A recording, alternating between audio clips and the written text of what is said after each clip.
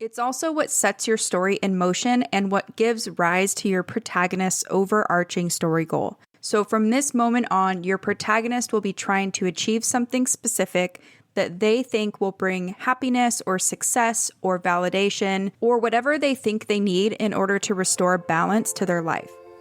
Welcome to the Fiction Writing Made Easy podcast. My name is Savannah Gilbo, and I'm here to help you write a story that works.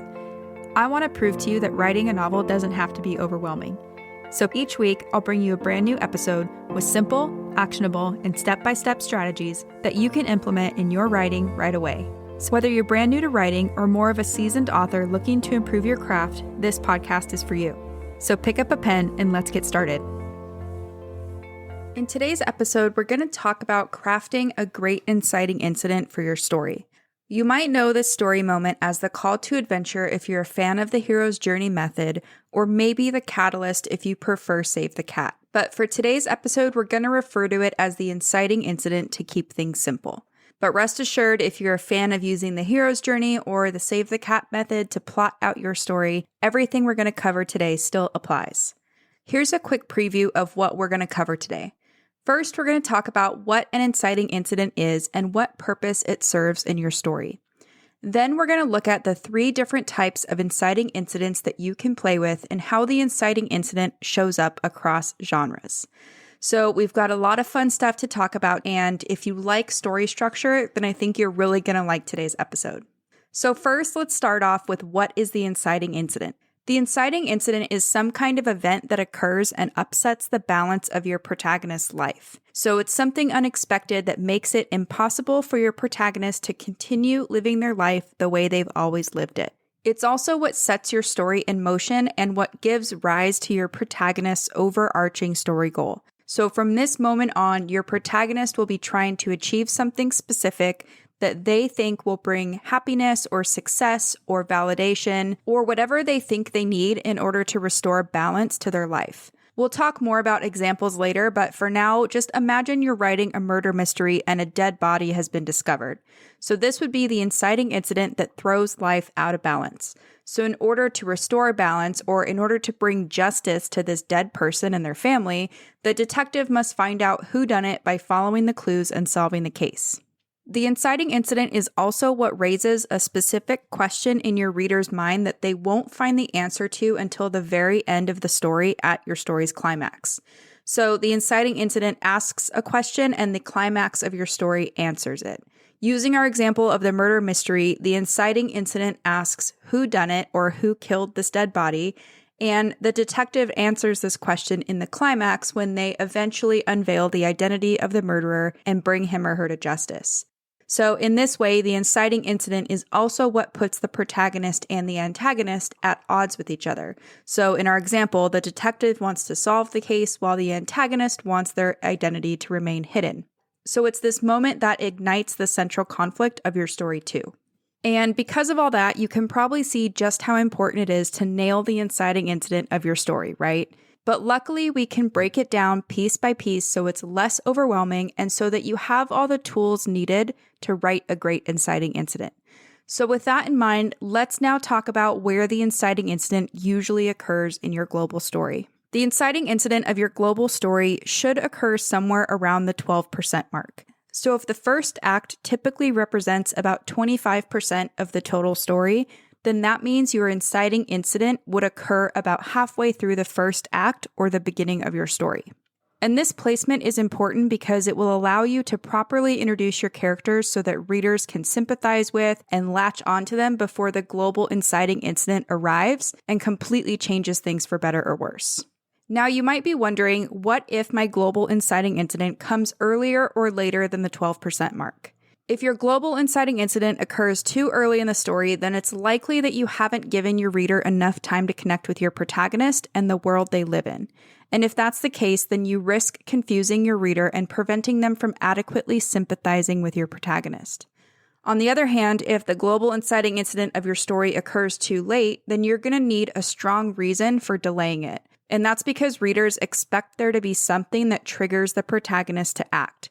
So if you choose to delay the inciting incident of your global story beyond that 12 to 15% mark, then you're going to want to make sure to add in subplots with inciting incidents that occur earlier to keep the reader properly engaged in the story. So now that we know what an inciting incident is and where it typically occurs in the story, let's talk about the 3 types of inciting incidents. The first type of inciting incident is called the causal inciting incident. The causal inciting incident is a result of a choice made by either your protagonist or by someone with the power to make a decision on behalf of your protagonist. So either way, it's this choice that upsets the balance of your protagonist's life for better or for worse. A good example of this is in Bridget Jones's Diary when Bridget meets Mark Darcy at her mother's turkey curry buffet party and makes a fool of herself. It's a causal inciting incident because Bridget's mother chooses to introduce Bridget to Mark, and Bridget chooses to try her hand at flirting with him. The second type of inciting incident is a coincidental inciting incident. A coincidental inciting incident is when something unexpected or accidental happens. So it's a random event that occurs and then throws the protagonist's life out of balance. A good example of this is in Harry Potter and the Sorcerer's Stone, when Harry finds out that he's a wizard and he's been accepted into Hogwarts School of Witchcraft and Wizardry. It's a coincidental inciting incident because it's completely unexpected and it changes how Harry views himself and what he knows about his parents' death, and it alters his path forward in life. The third type of inciting incident is the ambiguous inciting incident. The ambiguous inciting incident could either be causal or coincidental, but the reader doesn't know for sure until the end of the story. So a good example of this is in Fight Club when the narrator comes home to find that his apartment has been blown up. So it's an ambiguous inciting incident because we don't know whether the apartment was blown up by accident or if someone caused the explosion until the very end of the movie. Now, if you're a fan of Robert McKee's work or if you follow Sean Coyne over at the Story Grid, you might recognize these terms or these 3 different ways an inciting incident can manifest in your story. But if you're not familiar with Sean Coyne or Robert McKee, then I'm going to link to their books in the show notes for you to check out because they go into much more depth about these 3 types of inciting incidents and offer more examples as well. So now let's talk about how the global inciting incident manifests across different genres. And before I dive into the specifics, I want to remind you that I have a whole episode on genre that I will link to in the show notes in case you haven't listened to it yet.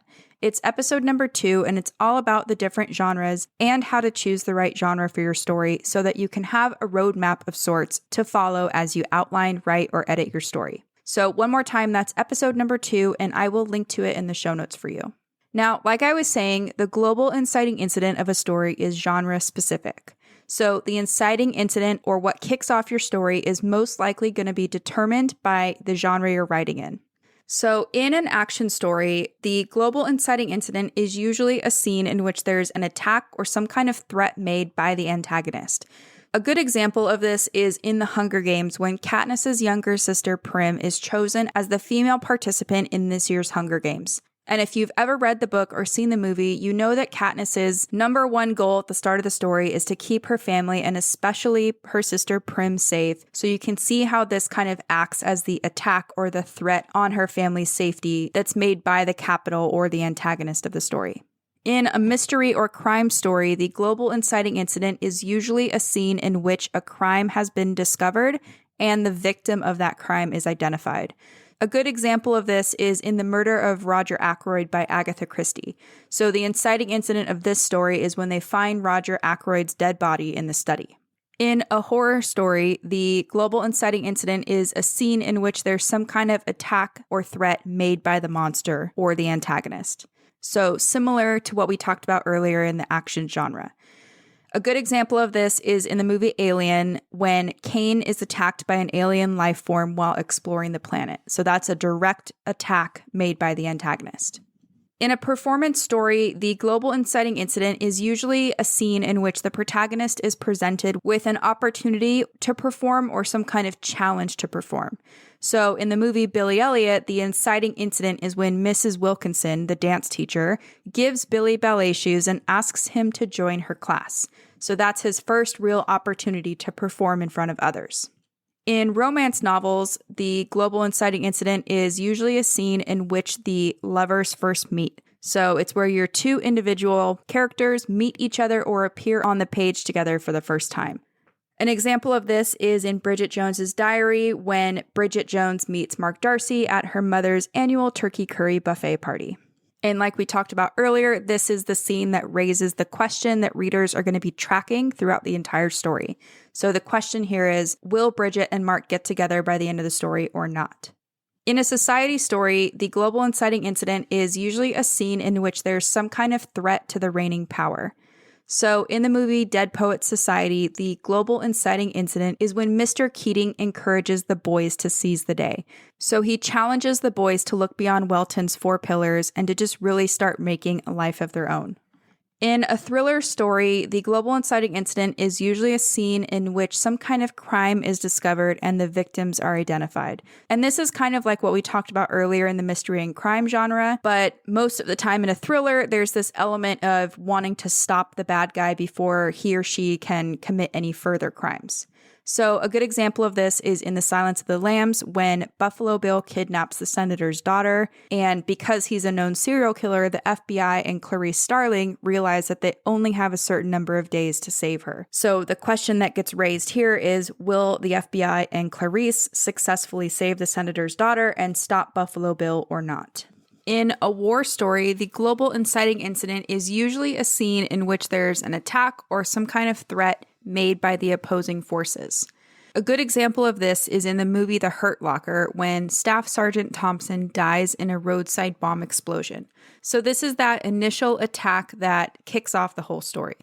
In the morality genre, the global inciting incident is a scene in which something happens that challenges the protagonist's morals. So a good example of this is in the movie Kramer versus Kramer when Ted Kramer finds out that his wife is leaving him and that he now has to raise his son, and that's going to interfere with his high-pressure job in advertising. So this is what challenges Ted Kramer's morals. Is he going to do the right thing or the wrong thing?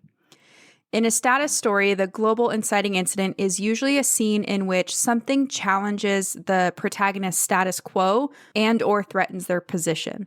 So a good example of this one is in the movie Gladiator when Marcus Aurelius says he wants Maximus to succeed him as the Lord Protector of Rome after he dies.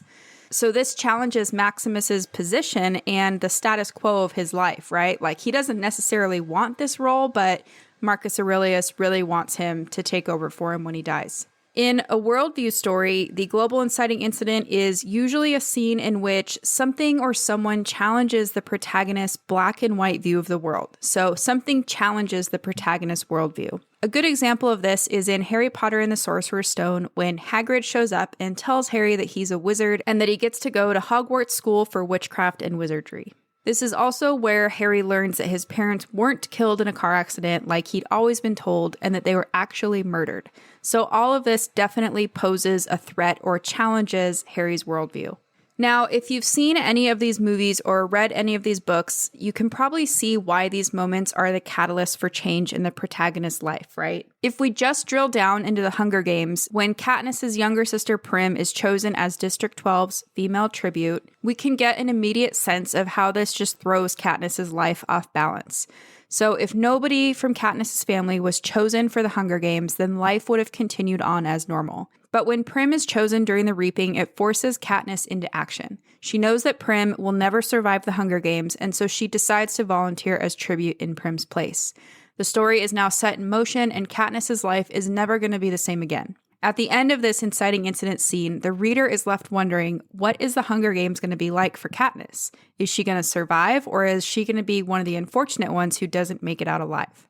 And for the final example, we can drill down into Harry Potter and the Sorcerer's Stone when Harry finds out that he's a wizard and he's been accepted into Hogwarts School of Witchcraft and Wizardry. So this works as the global inciting incident because up until this point, Harry's uncle has been preventing him from receiving his Hogwarts acceptance letter. Harry knows something's up, but it's not until Hagrid shows up and tells Harry that he's been accepted into Hogwarts that everything changes. And within this scene, Hagrid also tells Harry the truth about how his parents were murdered, which changes how Harry views himself and his past. At the end of this scene, the reader is left wondering, is Harry gonna go to Hogwarts? And then what will this magical school be like? Is Harry going to fit in or is he not going to fit in? And who is Voldemort? Why has Harry been kept in the dark about his past for 11 years? So hopefully you can see that in each of the examples, it's this global inciting incident that really kicks off the story and sets everything into motion. And it's important to be aware of the typical inciting incident of your chosen genre, because if you don't deliver the type of inciting incident that readers are expecting, they're likely going to feel something's off, or they're just not going to be as intrigued or interested as you want them to be, which could result in them putting your book to the side and picking up something else to read. The other thing here is that it just makes it harder for you to write a story if you're not familiar with how stories in your genre typically start. So it's just not ideal. Like I mentioned, it's just really important to be at least aware of what these inciting incidents by genre are, and then it's up to you to figure out how to deliver these in a kind of new and unexpected way. And that's it for today's episode, all about creating a great inciting incident for your story. So let's quickly recap some of the key points of today's episode. Number 1, the inciting incident is some kind of event that occurs and upsets the balance of your protagonist's life. So it's something that happens that makes it impossible for your protagonist to continue living their life the way they've always lived it. You can have a causal inciting incident, which is the result of a choice made by either the protagonist or by someone with the power to make a decision on behalf of the protagonist. You can have a coincidental inciting incident, which occurs when something unexpected or accidental happens. So it's a random event that happens and throws the protagonist's life out of balance. Or you could have an ambiguous inciting incident, which could either be causal or coincidental, but the reader won't know for sure until the end of the story. Key point number 2 is that the inciting incident is also what sets your story into motion and gives rise to your protagonist's overarching story goal. So from the moment the inciting incident occurs, your protagonist is going to be trying to achieve something specific that they think will bring them happiness or success or validation or whatever they think they need in order to restore balance to their life. Key point number 3 is that the inciting incident is also what raises a specific question in your reader's mind that they won't find out the answer to until the very end of your story's climax. So the inciting incident asks the question and the climax answers it. Key point number 4 is that the inciting incident of your global story should usually occur somewhere around the 12% mark. So if your first act is about 25% of your total story, that means your inciting incident would need to occur about halfway through the first act or the beginning of your story. And the reason this is important is because it's going to allow you to properly introduce your characters so that the reader can sympathize with and latch onto them before the global inciting incident arrives and completely changes things for better or worse. And key point number 5 is that the global inciting incident is genre specific. So that means that the inciting incident of your global story is going to most likely be determined by the genre you're writing in.